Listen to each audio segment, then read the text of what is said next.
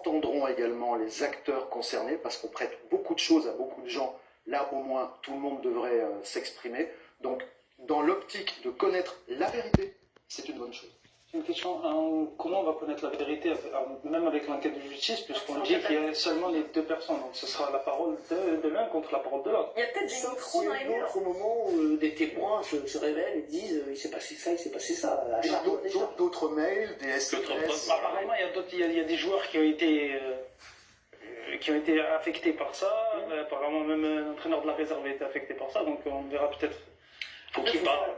La distinction entre gérer l'organisation du ramadan et le racisme. Mais non, mais deux choses différentes. Normalement, il doit avoir ni l'un ni l'autre. Moi, à mon école, quand je joue au foot. Effectivement, vous allez nous expliquer. Oui, mais pourquoi je joue? Les clubs ne doivent pas demander. Mais pourquoi tu veux savoir si j'ai fait le ramadan ou pas? Déjà, à moi, à mon époque, on ne posait pas la question de savoir fais-tu le ramadan ou pas. Aujourd'hui, c'est devenu limite un débat sociétal. Donc, on veut savoir combien de joueurs font le ramadan. Non, tu sais que c'est la période de ramadan, tu sais tes joueurs. À peu près, qui est musulman ou pas, dans un pays laïque, normalement, la religion, ça doit rester dans la sphère privée.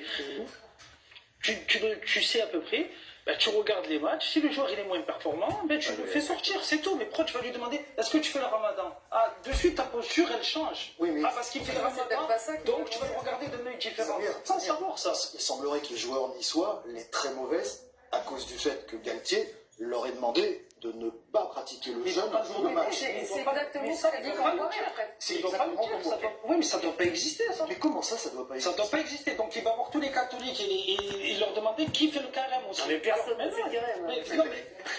Mais non, mais là, pour rentrer dans une Samir, ça doit pas Samir, quand un entraîneur qui gère un vestiaire qui est responsable. Pourquoi il y a 20 ans, on ne posait pas la question? Parce qu'il y avait moins de musulmans dans les effectifs. Aujourd'hui, il y en a beaucoup. Aujourd'hui, il y en a beaucoup. Il y a un entraîneur qui doit faire une équipe des joueurs. Maintenant, il y a des joueurs qui vont être peut-être moins performants par rapport à cette période. C'est l'entraîneur qui doit décider. C'est pas de dire, toi tu le fais de façon arbitrale, bon, si tu le fais, tu vas être moins bon. Non, l'entraîneur, il a le droit de décider.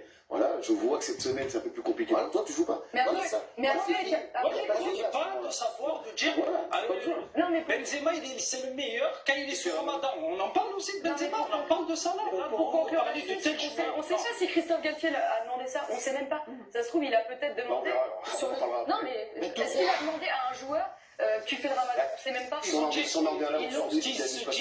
mais c'est qu'avec Fournier, ils ont peut-être discuté de l'équilibre du nombre de joueurs. Effectivement, dans plein de la gestion, Samir, je suis désolé, du ramadan dans un effectif de football professionnel est un joueur professionnel. Non, je ne vais pas savoir. Mais Samir, quand vous dites que Benzema est meilleur en faisant le ramadan, peut-être, mais à ce moment-là, je l'ai fait le ramadan. Je ne crois pas que les nutritionnistes nous expliquent que faire un ramadan, c'est meilleur pour la performance.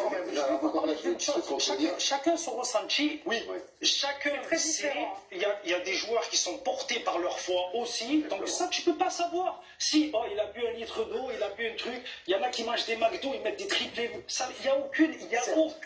Il y a aucune logique. Certes, mais quand est différent. Quand vous avez Saint-Etienne, par exemple, la saison dernière, qui jouait son maintien et qui est descendu avec. Ils sont descendus à cause des joueurs qui ont fait le ramadan. Je ne dis pas ça du tout, Samir. Je dis juste. Presque là. Non.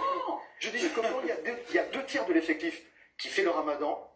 Est-ce que c'est un sujet pour l'entraîneur? Est-ce qu'il est en droit de demander à ses joueurs le jour du match, les gars, buvez un petit peu, mangez un petit peu? C'est un sujet quand même. Allez, on arrête parce qu'il faut juste qu'on avance. C'est pas qu'on veut censurer la parole, mais c'est qu'il faut qu'on avance. Ce qui est vrai, c'est qu'il y avait des joueurs il y a quelques années qui rompent le jeûne le jour de match. Il y en a peut-être moins qui le font aujourd'hui et qui respectent le ramadan avec un peu plus de rigueur que ce que certains faisaient il y a 5-6 ans. L'affaire Galtier, en tout cas, n'a pas perturbé.